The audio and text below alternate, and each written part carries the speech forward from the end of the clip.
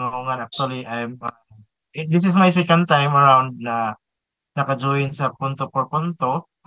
Siguro na natatandaan nyo, I think that was last week pa or Saturday ba yun? Basta this is my second time around, and then I just wanted to ask some questions. And again, I'm a Catholic, and believe in Catholic. Ano So po yung ito tanong pong, niyo po? can you hear me by the way? Yes po, klarong-klaro po. Ah, okay, good, good, good. Okay, this is my first question. Di ba during the second coming of Christ, ay saka pa tayo husgahan kung saan ba talaga tayo, sa langit ba o sa impyerno? Bakit tayong mga Katoliko ay mayroon na at naging mga santo pa? Bakit? Yan. Bakit mayroon tayong mga santo pa? So, okay. Brother Naging John Ray.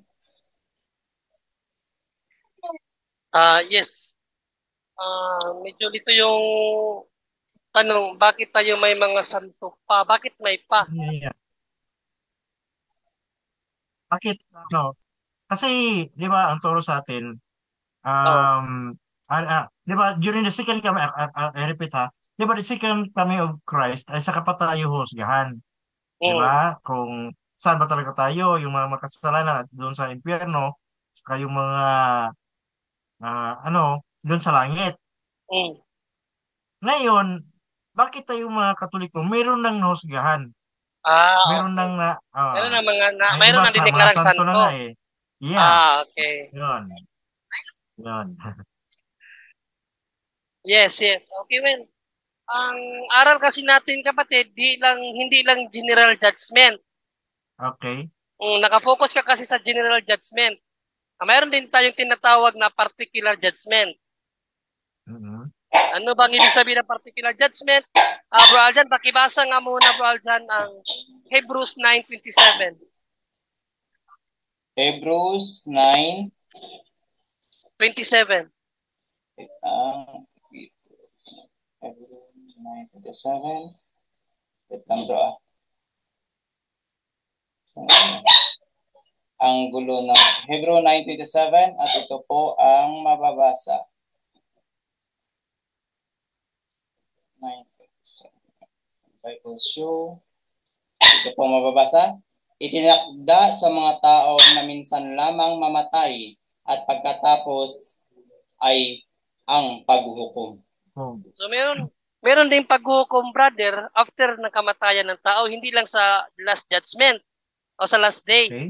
So in Catholic theology, tinawag yan na particular judgment. Ano ba ang magiging hukom niyan? 2 Corinthians 5:10, bro Aljan. 2 Corinthians 5:10, ito po ang mababasa. 5:10, ito po. Sabi dito, sapagkat bawat isa ay haharap sa hukuman ni Kristo upang tumanggap ng kaukulang ganti sa kanyang ginawa. Mabuti man o masama, nang siya'y mabubuhay pa sa daigdig na ito. Makipagkasundo sa Diyos sa pamamagitan ni Kristo. Ano daw sabi? Haharap tayo kay Kristo after natin mamatay. Haharap tayo kay Kristo para hukuman ayon sa ating mga nagawa. Siyempre, kung ikaw mabuti yung mga gawa mo, halimbawa ng mga apostol, ano bang magiging hatol sa iyo ng Diyos noon? Alangan naman tatapong kanya sa impyerno. Imposible naman yon. At ang pagdeklara ng simbahan, kapatid, is to to uh, to announce what is already revealed by God. Na meron talaga mga tao na nasa langit na. Romans 8:31, bro Aljan, sa King James Version. King James Version, di ko sure kung meron akong dito ang King, ay meron. Romans 8:31. Romans 8:31, sabi dito is ganito. What shall we then say to this thing? If God... 32 bro, 30 para 30. 30? Sabi dito, moreover whom he did predestinate, then he also called, and whom he called, then he also justified, and whom he justified, them he always glorified. So may mga tao na talaga na predestined na, at yung mga predestined na tinawag, at yung mga tinawag justified na, meaning justified pagmamayari na ng Diyos, at yung mga pinagmamayari na ng Diyos, they are also glorified. O kaya, ang Diyos mismo nagpahayag niyan. So ang simbahan na lang ang nag nag-announce kung sino yung mga yan. No, kasi tayong mga tao, wala man tayong karapatan. Sabi ni San Pablo sa Romans 6:10, Bro Aljan. Romans 16, Oh. Romans 6, chapter 6, verse 10. 16 sa ang bagong balita, Biblia. Sabi dito, ito po, sapagkat ang kamatayan na ikinamatay niya ay kanyang ikinamatay sa kasalanan ng minsanan. Ano pala bro, awit lang Roma, kalimutan ko yung talata. 10:6. 10:6. Baliktad. Okay, ito po ang nakasulat sa Roman 10 verse 6. Ngunit sinasabi ng pagiging matuwid na batay sa pananampalataya ang ganito. Huwag mong sabihin sa iyong puso, sino ang aakyat sa langit? Yan. So, tayong mga individual, wala tayong karapatan na magsabi na sino ang nasa langit. No, kaya nga mali yang magsasabi tayo happy birthday in heaven Papa, happy birthday in heaven Mama. Labag po 'yan sa banal na kasulatan. Tanging simbahan lang ang nagpapahayag kung sino ang nasa langit. Dahil meron pong tinatawag na canonization. What is that canonization? Measurement ng isang taong idideklarang banal ng simbahan ayon sa kanyang gawa dito sa lupa. So, napakahaba ng process niyan bago ideklara ng simbahan na yung tao talaga yan namuhay ng kabanalan. Kaya dinideklara yan ng simbahan ng walang pagdadalawang isip na yan ay banal talaga.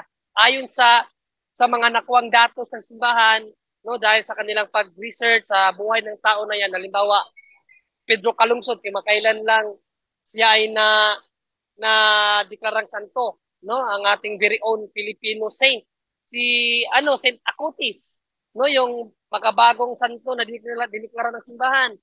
Inimbestigahan niya ng simbahan kung dapat ba itong bata na to na ideklarang santo dahil sa may nag-request, no, tingnan ang kanyang buhay dahil maliban sa kabutihan na nakita ng mga tao sa kanya, nagmilagro siya.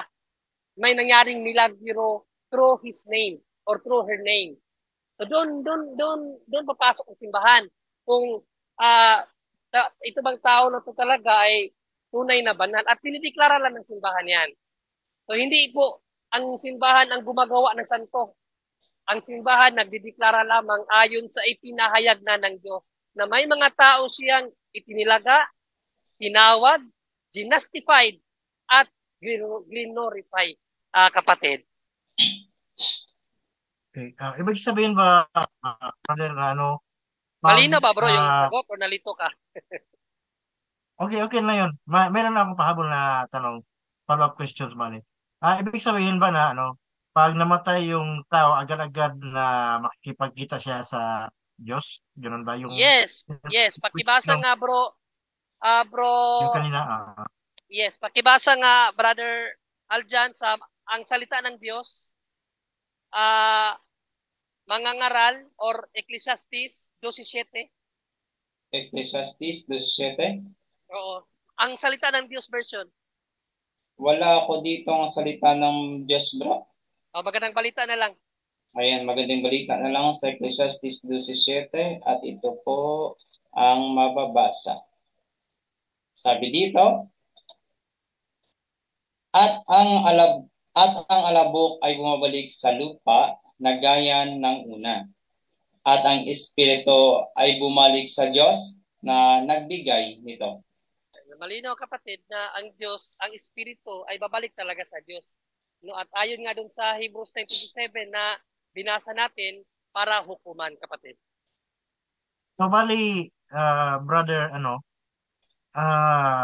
pag second coming of Christ na, yung mga na-declare na natin ng mga santo, hindi na sila, hindi na sila, husgahan ulit. Ganun ba?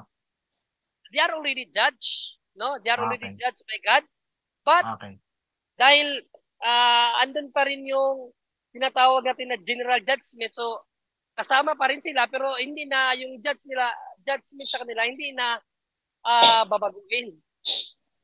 No? Parang, kasi sa general judgment, ang babaguhin sa atin, yung bibigyan tayo ng katawan na hindi na nabubulok.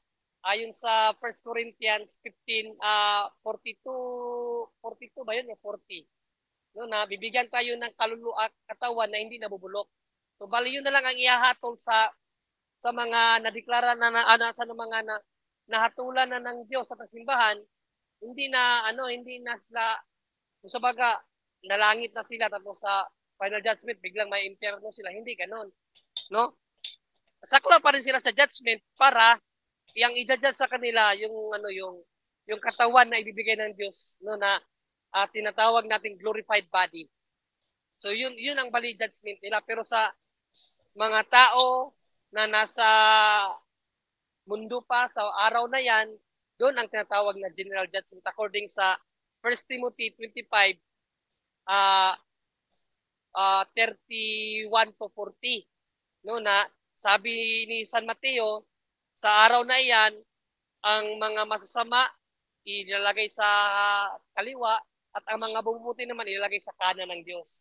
At tinawag nga yung kaliwa, tinawag ng mga kambing, at yung kanan tinawag ng mga tupa. Ibig sabihin sa Diyos yun. So ganun ang magiging judgment on the last day. No? At regarding sa tanong mo, they are already judged. Pero dahil nga general judgment yan, mayroon pa rin paghahatol sa kanila, pero hindi na ibahin yung hatol sa kanila. No? Na parang mapupunta pa sa impyerno, hindi na ganun, kapatid. Hatulan na lang sila na mabigyan ng bagong tinatawag na glorified body. Okay, sige, thank you very much. Mayroon pa akong pahabol na tanong kung okay lang. Last Sige question. po, go ahead. Okay, sige. Yung ibang mga sekta, kahit na hindi sila kasapi sa ating reliyon, pero ginagawa pa rin nila ang kagustuhan ng Diyos, masisave ba sila? Depende, no? Depende sa kagustuhan ng Diyos na ginawa nila. Kasi, halimbawa, pangangaral, kagustuhan naman ng Diyos ng pangangaral. Nangangaral din sila. Pero anong uri ng pangangaral nila? Iba yung may mga mayroon din mga kapatiran na hindi kapananampalataya. Nangaral nga sila against naman sa aral natin. Oh, di ba? So parang kaliwas din. So depende sa kung ano yung kagustuhan ng Diyos na ipinapangaral nila. Depende. Kung halimbawa, ituro lang nila ang salita ng Diyos, okay tayo doon na walang paninira sa simbahan na itinatag ng Panginoong Jesucristo. Pero karamihan kasi sa kanila, kapatid, kapag sila ay nangaral, ay hindi nila maiwasan tirahin ang ating simbahan. Talagang sinisiraan nila para makuha nila ang simpatya ng mga nakikinig sa kanila na mali ang simbahang Katoliko. Dahil sa totoo lang, nilalako nila ang salita ng Diyos eh. No? So hindi naman tayo mga judge, brother, na hukuman sila, no? Pero sa atin lang, kasi meron tayong tinatawag na doktrina na ecumenism, no? Na tayo bilang universal church, bilang all-embracing. Kapag yung mga protestante nagpahayag sa salita ng Diyos na naayon sa katuruan ng simbahan, hindi natin yun pinupuna. Hinahayaan natin sila. Kaisa natin sila doon. Pero kapag tayo ay tinitira naman, kaya nga mayroon din naman tayong apologetics to defend, to answer. So ganyan ka-wide ang simbahan. Hindi tayo one-sided.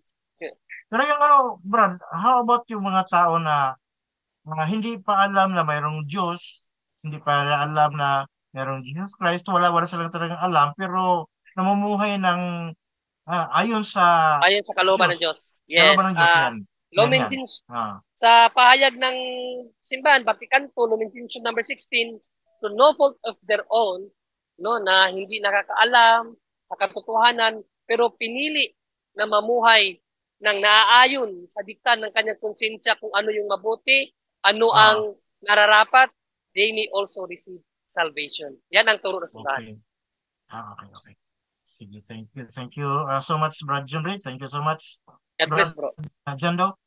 Thank you. God bless po. God bless. Ayan, kapatid, may dagdag lang ako doon, no, sa sinabi mong mga nangangaral na ibang sekta o mga sulpot na nangaral sa pangalan ng Panginoon. Pero idadagdag natin yung Mateo 7:21, sabi dito kapatid, hindi lahat na sabi sa akin ng Panginoon, Panginoon, ay makakapasok sa kaharian ng langit, kundi ang gumaganap ng kalooban ng aking amang nasa langit.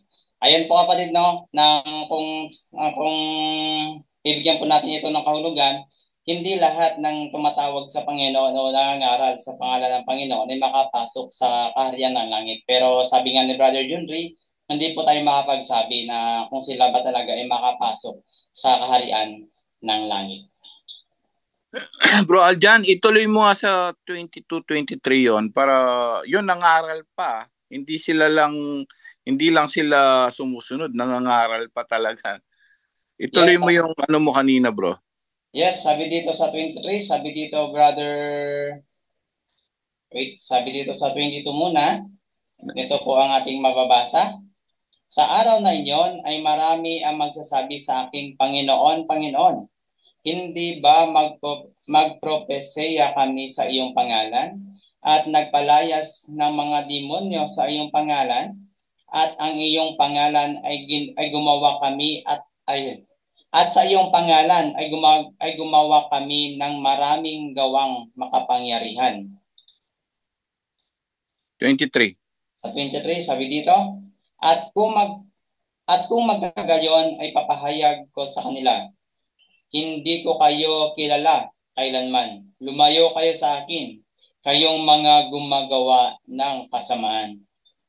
So, yun po yung ano diyan, no?